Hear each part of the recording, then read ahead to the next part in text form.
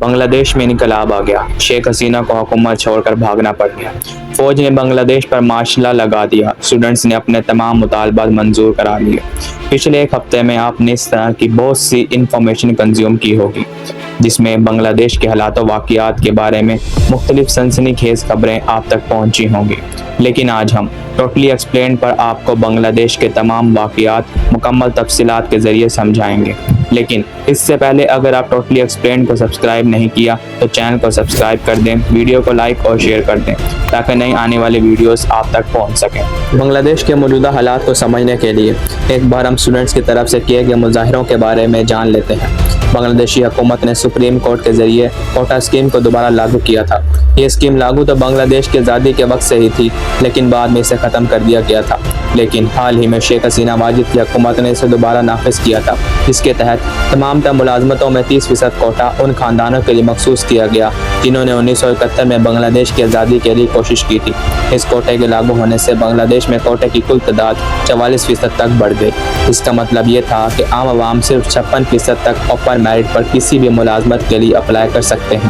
اس quota scheme کو students نے اپنے حقوق کے خلاف جانا اور حکومت کے خلاف مظاہرے شروع کر دیے۔ اسٹوڈنٹس کا کہنا تھا کہ یہ اسکیم اس لیے نافذ کی گئی ہے کہ شیخ حسینہ اپنے وفاداروں کو سرکاری ملازمتوں میں حصہ دے سکے تاکہ ملک کے تمام نظام پر اسی کی ڈکٹیٹرشپ قائم رہ سکے۔ یہاں غور طلب بات یہ ہے کہ شیخ حسینہ نے جن آزادی کے لیے لڑنے والے خاندانوں کے لیے کوٹا مخصوص کیا تھا، ان کی اب ملک میں تعداد صرف 0.13% تھی۔ اس سے یہ واضح ہوتا ہے کہ شیخ حسینہ اپنے پسند کے لوگوں کو نوکریاں بانٹنا چاہتی تھی۔ اسٹوڈنٹس کے مطالبات کو ماننے کی بجائے شیخ حسینہ نے ان اسٹوڈنٹس کو رضاکار کہنا شروع کر دیا۔ رضاکار ان لوگوں کو کہا جاتا ہے جنہوں نے 1971 میں بنگلہ دیش کے بننے کی مخالفت کی اور پاکستان کا ساتھ دیا۔ اسی طرح شیخ حسینہ نے ان اسٹوڈنٹس کو ملک دشمن قرار دینے کی کوشش کی۔ اس سب سے اسٹوڈنٹس کے جذبات اور بھڑک اٹھے۔ اسٹوڈنٹس کے احتجاج کو دبانے کے لیے شیخ حسینہ نے زبردست طاقت کا استعمال کیا، جس کے نتیجے میں کئی سو اسٹوڈنٹس کی جان گئی۔ اس سب سے اسٹوڈنٹس کے حوصلوں اور نفرت میں اضافہ ہوا اور مظاہروں میں بھی شدت پیدا ہوئی۔ اس سب کو دیکھتے ہوئے بنگلہ دیشی سپریم کورٹ نے کوٹا اسکیم کو واپس لے لیا، لیکن اب پانی سر سے گزر چکا تھا۔ اسٹوڈنٹس نے اعلان کیا کہ جب تک وہ شیخ حسینہ کی ڈکٹیٹرشپ کو ختم نہیں کر دیتے، اس وقت تک احتجاج ختم نہیں ہوگا۔ یہاں یہ بات قابل ذکر ہے کہ شیخ حسینہ نہایت ہی ممتاز الیکشن جیت کر وزیر اعظم منتخب ہوئی تھی۔ اس الیکشن میں ووٹر کا ٹرن آؤٹ صرف 22% تھا۔ الیکشن میں تمام تر اپوزیشن کو جیل میں ڈال کر حسینہ کے لیے کھلا میدان تیار کیا گیا تھا۔ اس سے پہلے بھی 2013 اور 18 کے الیکشنز میں 150 سے زائد نشستوں پر اپوزیشن کا کوئی رہنما کھڑا نہیں ہو سکا تھا۔ حسینہ کے تمام تر کارروائیوں اور اپوزیشن کی طرف اس کا سلوک دیکھتے ہوئے اس کو بدترین ڈکٹیٹر قرار دیا گیا تھا۔ انہی وجوہات کی بنا پر اسٹوڈنٹس نے شیخ حسینہ کے استعفے کی ڈیمانڈ کی۔ تقریباً 40 لاکھ سے زائد لوگ سڑکوں پر نکل آئے، جس کے نتیجے میں شیخ حسینہ کو ملک چھوڑ کر بھاگنا پڑا۔ حسینہ کو ملک چھوڑنے کے لیے صرف 45 منٹ کی وارننگ دی گئی۔ اس کے بعد ملک کا کنٹرول فوج نے سنبھال لیا۔ اسٹوڈنٹس نے فوج کی سرکار کو منظور نہ کیا اور ڈاکٹر یونس، جو کہ مشہور سوشل انٹرپرینیور اور نوبل laureate بھی ہیں، کی سربراہی میں ایک انٹرم گورنمنٹ کی مانگ کی اور اس مانگ کو بھی پورا کر دیا گیا۔ بنگلہ دیش میں انقلاب لانے کے بعد باقی اسٹوڈنٹس نے بڑا کارنامہ سر انجام دیا، لیکن انسانی تاریخ اس بات کی گواہ ہے کہ انقلاب کے بعد ہمیشہ نار کی ہی معاشرے کا مقدر بنتی ہے۔ بنگلہ دیش میں بھی ابھی تک حالات کچھ یوں ہی ہیں۔ اسٹوڈنٹس کے مطالبات کے مطابق ملک کے صدر مستعفی ہوئے، بعد میں چیف جسٹس اپنے ہم نوا 5 ججوں کے ساتھ زبردستی گھر بھیجے گئے۔ اس کے ساتھ ہی تمام بڑے سرکاری محکموں کے افسران کو مستعفی ہونے پر مجبور کیا گیا۔ پولیس کے چیف نے استعفیٰ دیا۔ اس کے ساتھ ساتھ اب تک شیخ حسینہ کے قریبی 29 افراد اسٹوڈنٹس کے طرف سے قتل کیے جا چکے ہیں اور کئی اپنی جانیں بچاتے پھر رہے ہیں۔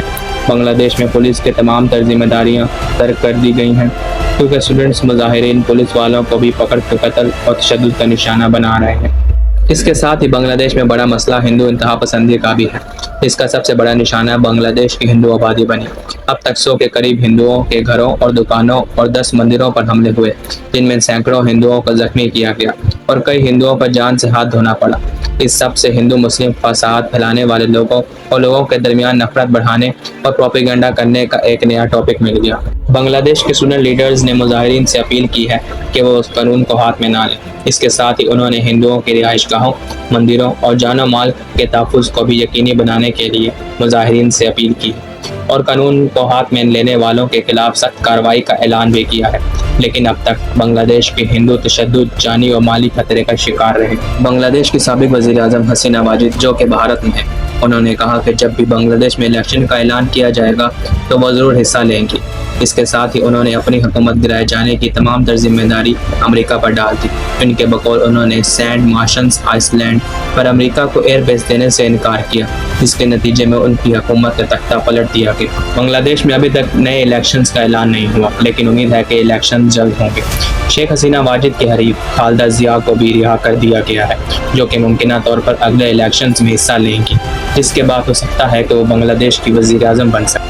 بنگلہ دیش کے حالات کو دیکھتے ہوئے ہم امید کر سکتے ہیں کہ جلد بنگلہ دیش میں انارکی اور انتشار ختم ہوگا، ناحق قتل کیے گئے اسٹوڈنٹس کے قاتلین کو سزا ملے گی، قانون ہاتھ میں لینے والوں اور ہندوؤں پر حملہ کرنے والوں کو بھی اپنے جرائم بھگتنا پڑیں گے، اور جلد ملک میں صاف شفاف الیکشن ہوگا، جس کے نتیجے میں آنے والی حکومت بنگلہ دیش کی فلاح کے لیے کام کرے گی، اور یہ انقلاب عوام اور ملک کے لیے کسی عذاب کی صورت اختیار نہیں کرے گا۔ باقی آپ کی کیا رائے ہے؟ کمنٹ سیکشن میں لکھ کر ہمیں آگاہ کریں۔